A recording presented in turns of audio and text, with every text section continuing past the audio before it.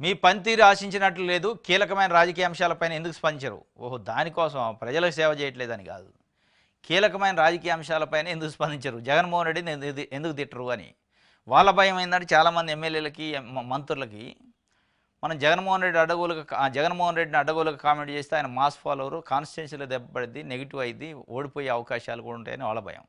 పాలసీలపైన మాట్లాడగల కానీ వ్యక్తిగతంగా మాట్లాడద్దని వాళ్ళు ఒక ఎజెండా పెట్టుకుంటారు. ఎందుకంటే పబ్లిక్ ఫీడ్బ్యాక్ చూస్తారు కదా ఎమ్మెల్యేలు మంత్రులు. మనం అడ్డగోలుగా వీళ్ళు రెచ్చగొడితే రెచ్చిపోతే రేపు ఎన్నికలలో దెబ్బపడిద్దని వాళ్ళ బాధ.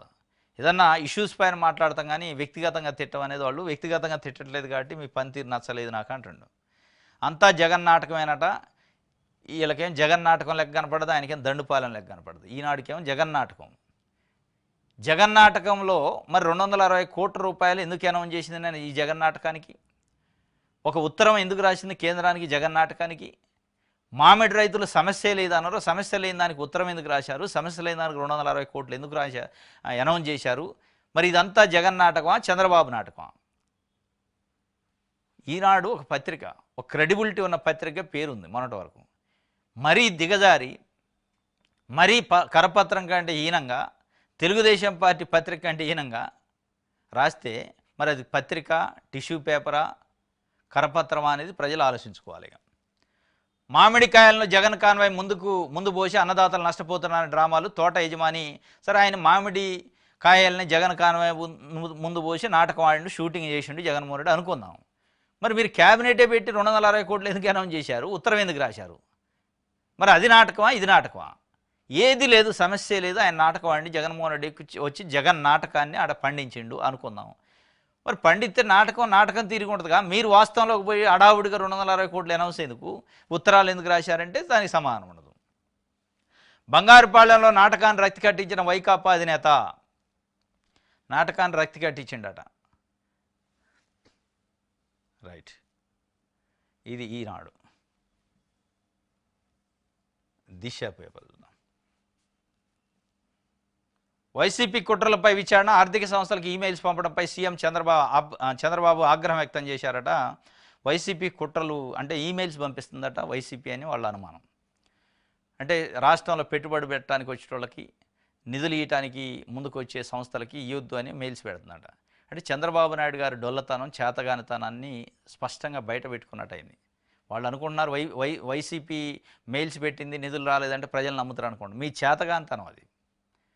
వైసీపీ కాదు, వైసీపీ కాకపోయినా ప్రజలు ఇంకోటి పెడతాడు. మెయిల్స్ పెడితే ఆగిపోతే, కోర్టులకు పోతేనే ఆగని పరిస్థితి కదా. ఎవరైనా కోర్టుకు పోతే మళ్ళీ మీరు కౌంటర్ రైజ్ తీసుకుంటారు.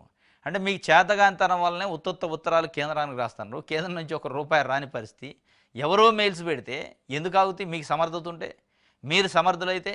నితీష్ కుమారు బీహార్కి 69,000 కోట్ల రూపాయలు బడ్జెట్లో కేటాయించి తీసుకుపోయాడు. ఆయనకు కూడా మెయిల్ పెట్టేళ్ళు ఉంటారు. ఈ ముసలికన్నీరు అనమాట. తప్పించుకునే ఎవరిమైనా నిందేసి మనకు నిధులు రాలేదంటే ఆయన కారణం అని చెప్పుకోవడం తప్ప, ఈ మెయిల్స్ నిజంగానే పెట్టున్నా మీరు దాన్ని ఓవర్కమ్ చేయాలి. మీరు ఇలా కేంద్రానికి మద్దతు ఇస్తారు.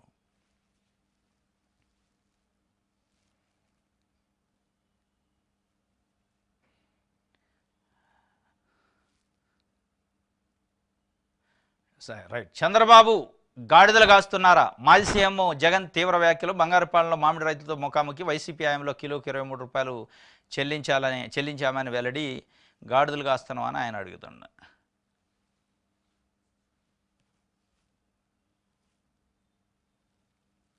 రైట్. ఆంధ్రప్రభ క్యాబినెట్లో మార్పులాట, రాజకీయ వర్గాలు విస్తృతంగా చర్చ. సీఎం చంద్రబాబు పరోక్ష సంకేతాలు ఇచ్చారు. 5 మంత్రుల పనితీరుపై అసంతృప్తి. వైసీపీ దుష్ప్రచారం తిప్పికొట్టడంలో విఫలమని మండిపాటు. మంత్రి పదవులపై ఆశల పల్లకిలో ఎమ్మెల్యేలు. క్యాబినెట్లో మార్పులు ఉంటాయట. ప్రధానంగా ఎందుకంటే వైసీపీ దుష్ప్రచారాన్ని తిప్పికొట్టడంలో విఫలమని మండిపాటు. ఏదో చంద్రబాబు నాయుడు గారికి ఎండ కొడుతుంది. జగన్మోహన్ రెడ్డి బయటకు వస్తే 1000 మంది జనాలు వస్తున్నారు. ఆయన చెప్పిన మాట నమ్ముతున్నారు. దాన్ని తిప్పికొట్టలేని పరిస్థితులు మనం ఉన్నాం. మనం మంచి చేస్తున్నాం చెప్పలేకపోతున్నామని చంద్రబాబు నాయుడు గారు ఆవేదన పడుతున్నారు. మరి నిజంగానే మంచి చేస్తే చెప్పలేకపోతున్నారా, చెయ్యందా అని చెప్పమంటే చెప్పలేకపోతున్నారా అనేది ఒక డౌట్. ఆయన ఆందోళన అంతా జగన్మోహన్ రెడ్డి బయటకు వస్తే ఎట్లా వస్తున్నారు పబ్లిక్. ఈ ఫాలోయింగ్ ఏంది? నేను ప్రతి 1వ తారీఖు రోజు పోయి పెన్షన్లు పంపిణీ చేసి ఒక పేదవాళ్ళ ఇంట్లో టీయో కాఫీ చేసిపోతే ఎవరు జనాలు రావట్లే. మరి ఈయన పిలవకుండా ఎట్లా వస్తారు? మనకి ఇంత యంత్రాంగం ఉండి, పార్టీ ఉండి, అధికారులు ఉండి, అధికారం పార్టీగా ఉండి కూడా పబ్లిక్ రావట్లే, ఆయనకి ఎట్లా వస్తున్నారు? దీన్ని ఎందుకు కట్టడి చేయట్లేదు మీరు అని అసంతృప్తి వ్యక్తం చేసిండట.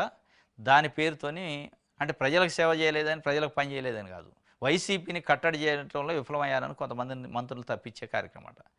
దీనికోసం ముందే ఆంధ్రజ్యోతి 3-4 సార్లు వార్తలు రాసింది. ఇగో పలానా మంత్రి ఇట్లా, పలానా మంత్రి శంకర్ దాదా, పలానా మంత్రి సూర్యాబాయి, పలానా మంత్రి ఇదని వాళ్ళ మీద ముద్ర వేసి, పిచ్చి కుక్క అని ముద్ర వేసి తప్పించే కార్యక్రమం.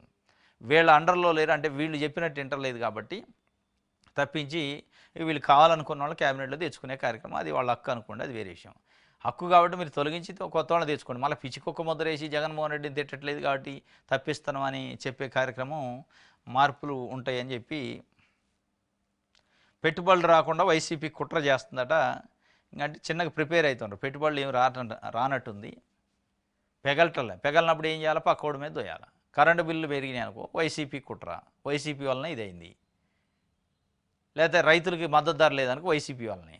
ఇప్పుడు నిధులు రావట్లేదట, పెట్టుబడులు నిధులు రాకపోయినా కానీ ఇది వైసీపీ కుట్రే, అయిపోయా. దాంట్లో వేస్తే ఖాతాలో నమ్ముతారు అనుకుంటున్నారు, అంత ఈజీగా నమ్ముతారు జనం.